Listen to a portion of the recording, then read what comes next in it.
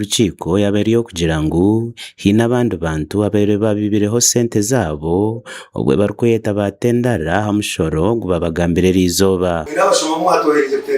mwatera ringiro umubyutashye bamwe bariya bakaza kwategurira byabo babaha sente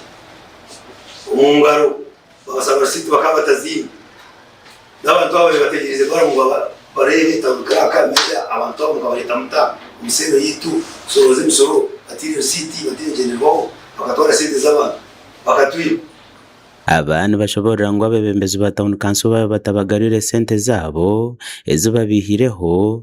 barashashure imishoro yona ibaruko babanza bambe nakura ibigambo byitu n'ingane tukahurira ibigambo byabo babanze barfunding abantu sente zabo ezo babatwireho tutame tubicirizane nabo kandi turi kuturasashura umusoro wabo uyu musoro gwa rusiti tukuza gusashura icyo kitwetaga nk'abasubuzi twira tusashura PRN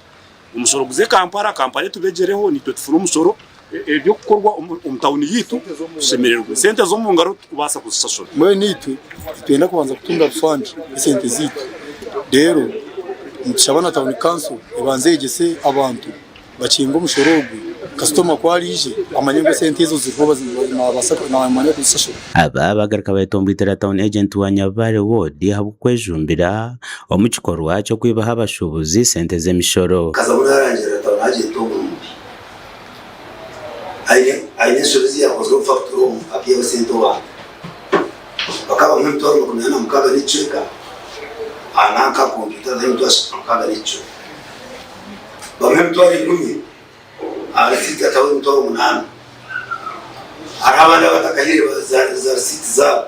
bamuyisi urukure by'imishoro mu district ya Bushenyi yarwa yashobora abashubuzi umuhendo gwe sente zibine kushoroza okuziri kwingana kwa bire no shabe 5 uza kumano shabe 5 n'enkumiri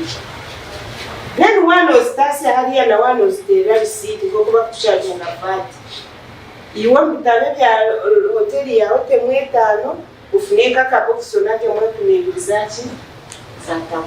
Meya wa Kizinda Town Council yajumerera nkorambi ya chairman LC1 iyo kuzemesha abashubuzi obutakuratira ngenderwaho ya government. Chairman LC1 nagambira baroje habo kubana wayine rogeze ubwo muntu utakwenda mu kishuzi mubatashura umushoro so no wazemera iteka hate ebikana hate mbabi yarwo wanje ibintu byazo mu government iyo abahigwe no barakora iki no barabihando. Chairman nyenda kushaba aba bantu bakabazire okusisika rwengereje kandi kushaba mu bompeza amazina gabo ishonga yabo gerenda abashubuzi bona babebembirwe chairman LC1 batoroko muri Kikoru rutakahwire habwo butenda kushashura mishoro ya Town Council gasha Olivia na Sasire.